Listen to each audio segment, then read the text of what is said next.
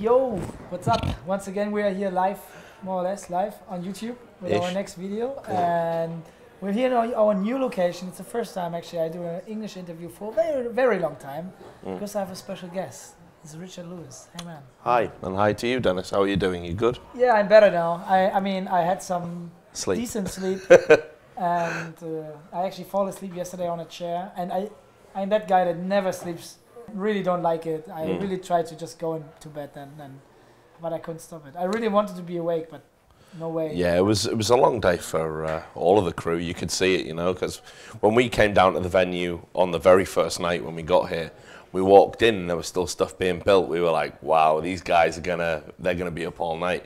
We weren't expecting you guys to get it done, if we're honest. But when we came in, everything was done. So everything was clean. Yeah, superhuman effort. So yeah, I have a great team actually, and they did a good job. And in the end of the day, we actually did it. Yeah, and now we're here. I mean, we just wanted to talk a little bit. Your first impression of it.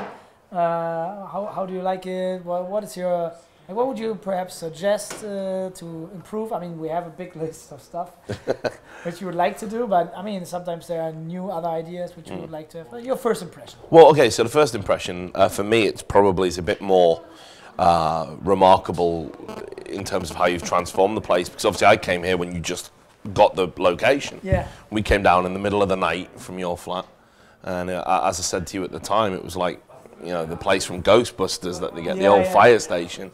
There was, you know, old furniture and stuff around. The main entrance was over there. You had to come in through the garage. There was all stuff in there. That massive safe that was filled with cement. Yeah. I must have weighed a ton. That, you know, I don't know how many people it took to move that. So actually, we cut it and then put out the cement. Ah, right, there we go then. It was because it was a great safe. Yeah, but, it was still 200-300 kilos after we removed everything. Yeah. It was unreal. So you know, we went up on the roof and everything, and you know, I said to you then, I said this place has got fantastic potential. Like as a piece of property, you were incredibly sort of lucky to find it. And of course, it used to be, just in case I don't know if you've told people this, but it used to be the place where they used to sell the old kitchens, like back in the days, isn't it? The kitchens of the future. And so there's loads of floor space because it was a kitchen showroom. So seeing what you've done with it now, it's like it's incredible, really, how you've been able to sort of put the vision that was just a drawing on a piece of paper. You know, we'd had a few beers, and you're like, it's going to look like this, and this will be a bar, and I'm looking at it. It's just lines, you know. It's really hard to imagine it, but now that you see it and it's all 3D and it's all been built, it really is an impressive venue. And of course, Krefeld will have, you know, nothing like this. So it's really got a lot of potential to you know, not just go over well with us esports people, but I imagine people in the town as well that'll be interested in gaming. Yeah, we already had people here which had never any esport career or like didn't even watch games online. They just play a little bit of FIFA or whatever. And now they just come in and say, "Oh, this is a nice place. I would like to go here next week Friday. Just have a few beers with my friends." Yeah. And I was like, "Okay, this is what I like." Yeah, that's what you want to hear. Yeah, we had a lot of newspapers here, all the big ones in the bigger area of not only Krefeld but also like Cologne, Düsseldorf, and so on. So they did pretty big posts actually. Yeah. And very positive. It was very nice. I liked it. So what would you, I mean, talking about the location itself, what would you like? Like, what do you like a lot? What would you improve? Where do you see a lot of potential to still do more? Or what would you do there if you have this kind of location? Yeah, well, I mean, again, it's the sky's the limit. You know, you've got that downstairs area, which at the moment, I don't know if the cameras have been down there at the time of viewing this, but you've got a gym, sort of mini gym set up, a bit like what I call a prison gym.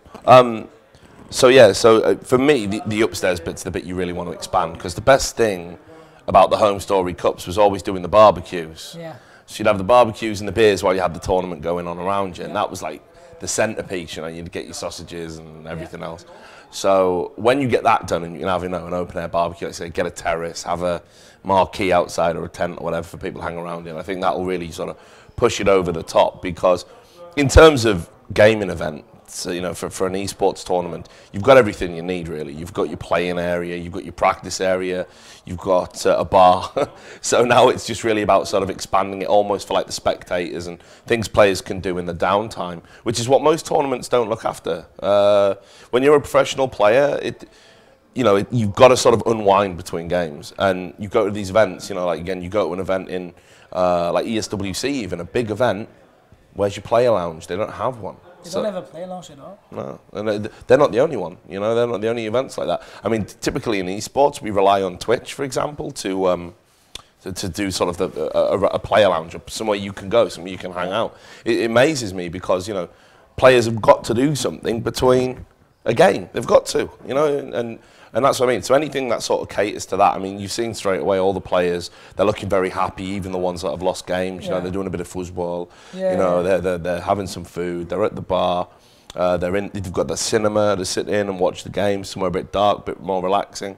So I think so far so good, you know, but like I said, once the roof gets converted, that'll really push it over the top into something special, I think. Sounds great. Okay, that's what I want to hear, actually, too. That's true, man. And yeah, besides that, let's talk a little bit about you. I mean, we can fill a few more minutes, I guess. Yeah, all right. How have life for you lately? Just busy, you know, doing lots of events. I don't know quite how that's happened. You know, I'm still really surprised by it because I seem to be picked up for everything these days, you know, like just hosting and casting and, you know, doing this, doing that, doing a bit of everything, doing shows online. You know, I do 4 shows a week now online. So it's a real busy schedule at the moment, and a full-time job with a daily dot as well. So yeah, I don't really have a lot of time to relax, which is, again, it's always a good thing to come to an event like this because you get to do some relaxing while you're working, which is super rare. So, but yeah, you know, it's Counter-Strike's big now, you know, which is reflected in how much work I'm doing. You know, I do a bit of everything, you know, StarCraft and stuff, but now I'm having to sort of be a bit more careful about double booking because there's so many CS events now.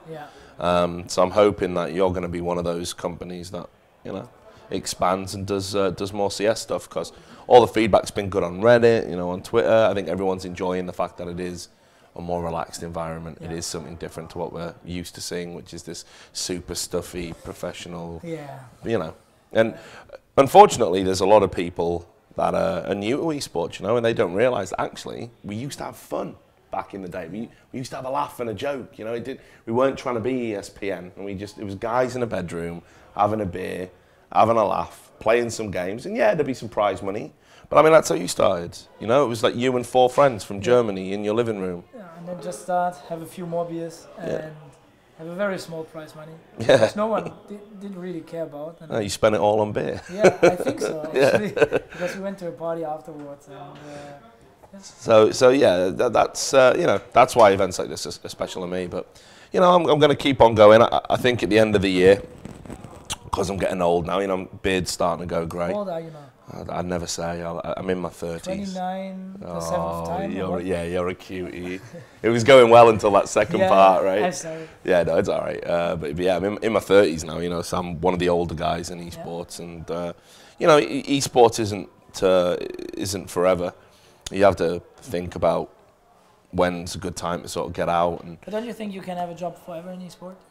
I think it would be criminal if I was to have a job in esports forever. You know, what is behind the camera? I mean, you more than, I mean, not even being an editor or whatever. Just being someone, or I don't know, like having a job where you organize stuff. Yeah, I mean, people have offered me stuff like that. You know, I don't really see myself as a suit. You know, and being like one of those guys who goes out. You need a suit. Well, yeah, but you know what I mean. Like, I have to be that sort of professional guy. I think is you got to have a very special mindset. You know, like, you know, I look at something that you've done. You know, self-made man. You know, very driven. All the hours that you work and stuff. I don't really have that discipline. So I don't know. If, okay, that's the problem. Yeah, so it's not about the suit. It's not about the yeah. Well, you know, it's all small things. So you know, I don't know, but I did say sort of at the end of the year I was gonna, you know, work as hard as I could this year, and then review and see if it would be a good time to get out, you know, and sort of assess real life stuff. You know, it doesn't mean, you know, I'm gonna quit or whatever. You know, I might need to scale back how much work I'm doing though, slow down a little bit. So what would Richard Lewis do if he stops working so hard in esports? I don't know. I've been talking to a few people about a book deal. So actually having someone from esports write the history of esports, I think could be good. There's a few other stories I'd like to tell, like maybe like an esports confidential, you know, like all the stuff that was going on secretly behind the scenes. But yeah, I think other than that, you know, there's other things to write about, other important stuff. And you know, 10 years is a long time to spend in any one line of business. So, so yeah. What would your dream? The dream after, like, I mean, you have eSports, you did it, you do it. Well, if you have the chance to get the job you would like to have, what job would it be? So, like all good journalists and writers, I would want to own a pub, a bar, somewhere in the middle of nowhere. You know, about 5 people come into it. You know all their names. They've never got any money. Yeah, that's the dream. Just running a bar that's making no profit whatsoever, just retired, and occasionally when you're not too drunk, being able to write something. I think that's the dream, I guess. I've never really set the bar too high, so I don't want to be a millionaire or anything like that. So yeah, but I'd say probably another 6 months, maybe 18 months left in me. We'll just wait and see. But yeah, just enjoy each day as it comes. I hope you're going to stay for a very long time in eSports. Well, can't you say so? But I certainly hope you'll be staying, because you're definitely providing a more important service right now, and I know loads of people are going to be wanting to watch the next, you know, TaKeTV event. So make sure you stick around. I try it. All right, you man. too. Right, Thank you very much for the interview. It was very nice. Check him out, Richard Lewis. You can find him everywhere. This guy, yeah. he's doing whatever he can find and does a great job. So yeah, hopefully see you with our next video. We will keep providing you with more interviews here from our new location and with the Acer Predator Masters powered by Intel. See you soon.